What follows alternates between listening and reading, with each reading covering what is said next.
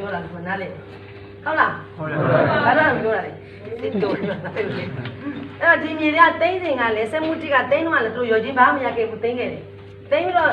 2012လေအမျိုးကြီးပေါ်လာတဲ့အချိန်မှာဒီဥစ္စာကဒီမိုကရေစီဆိုပြီးတော့မှပေါ်လာချိန်မှာမြေတွေကိုပြန်ပြီးတော့ပေးပါမယ်မတရားမှုတရားဆိုတဲ့အချိန်မှာစက်တိုင်ရလာကြတာဟုတ်တယ်မလားဟုတ်တယ်တိုင်တာကပြောညီတို့တိုင်တဲ့ဟာလည်းမပြောတတ်အဲ့တော့ကြိုက်တယ်လို့ညာဆိုတာပေါ့ညီတို့ကမတက်လို့သူကတက်တယ်လို့ဆိုတာပေါ့အဲ့ကျွန်မပြောရင်ဒီမြေကသူ့ရာဇုံကအစရွာမြေတွေသူ့ကသူလှုပ်ရှားကြတဲ့မြေတွေမြေကိုမရှိဘူးရှိရဆိုတာဒေသခံတိုင်းရင်းသားတွေကဒါလည်းမရှိဘူးဒီနေရာတွေမှာလည်းအဲ့ဒီတုန်းကလှုပ်ပေးတဲ့အစိုးရကလှုပ်ပေးတာမရှိဘူးကြွတော့ကြည့်တယ်ဒါသူတို့ပြောတာညာရှိတဲ့အခါမှာအခုမရှိတဲ့လူတွေကလည်းမရှိဒါကိုယ့်မြေကိုသိတယ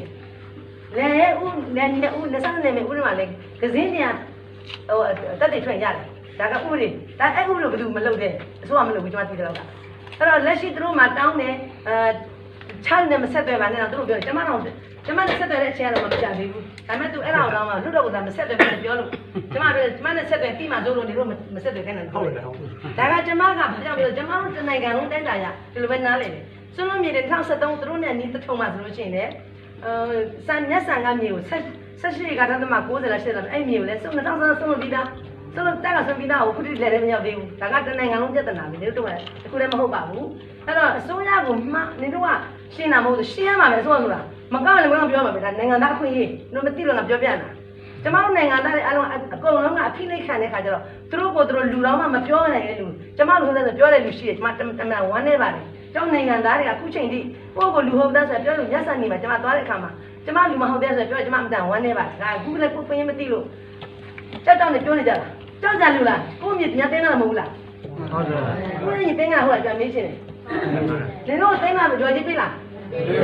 မပေးဘူး2010နဲ့လောက်2019ဆိုဘယ်နည်းရှိလဲခုနှစ်နှစ်မရှိဘူးလား14ဆိုနေ6နှစ်ရှိပြီလေတို့15နှစ်ရှိပြီဒါဆိုတော့လုံးတယ်လုံးစားနေမဟုတ်ဘူးလားဟုတ်တယ်ဒီလိုမရဟုတ်လားအစားကတင်းတာမင်းလည်းမဟုတ်ဘူးလေငါပြောတာဟုတ်တယ်မလားဒါကဘာဖြစ်လို့ရဲတင်းမပြောတာလဲကြောက်နေတော့တို့ဖိနေပို့ဖိမှာပဲအစိုးရကတော့ငါတန်းနေတယ်လောက်ကဘာဖြစ်တဲ့ခါကျအခုကရင်ပြည်သူတို့ကရင်ဆိုကရင်ဝင်ကြီးနေတဲ့လို့ပြောနေရတာမဟုတ်လားမျက်စက်နေအဲ့နဲ့ပြောတာပဲကျမကတက်ကူတာဒါတက်ဆွဲခံရတယ်ကျမနှိမ့်ဆက်ခံရတာပဲဒီထဲမှာ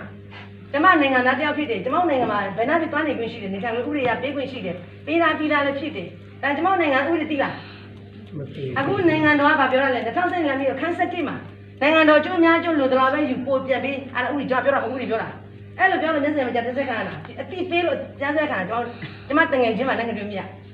်ဘာကြောင့်ကျမပြောလဲရဲဆိုအထက်ရဖမ်းခိုင်းတာလို့ကျမကိုတက်တေထွက်ချက်တွေမှာပြောပြီးသားကိုယ်မှ OSS 45ပေါ့ဥပမာ150ကျွန်တော်တို့ပေချေးရွာဒီမြေနဲ့ပတ်သက်ပြီးတော့ဥပဒေနဲ့အညီလုပ်ပဲခွင့်ရဖို့ကျွန်တော်တို့အစိုးရဆက်ဆက်လဲတောင်းလာတဲ့မြေဖြစ်တယ်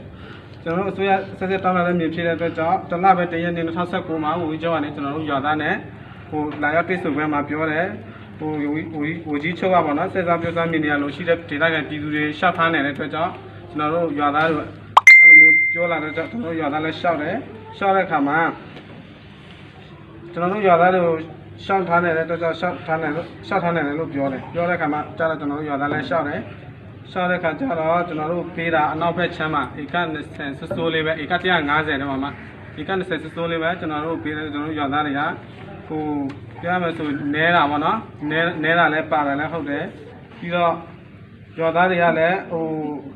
ဆက်စားမြင်နေရဟိုရွာသားတွေကရှောက်တာလူဦးရေများတယ်လူဦးရေများတဲ့ကြောင့်ကျွန်တော်တို့ရတယ်နည်းတဲ့ကြောင့်ကျွန်တော်တို့ဒီဥ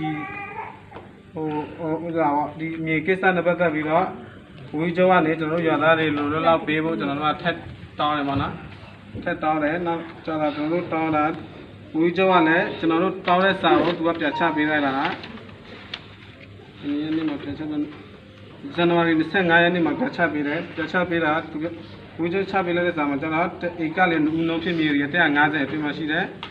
ဟိုဧရိယာ150တူဆက်ပြောလို့ကခွေးရလို့ဆက်ပြောလို့ကန်ခွေးကျူရဒီပြခဲမှုပေါ်တဲ့ဝီကျော်မှာတူจิตဆက်ပြောမမီဧရိယာကို6လအတွင်းကောက်တဲ့ပေါ်ဆက်ပြောမဖြစ်ကြောင်းမက်ချက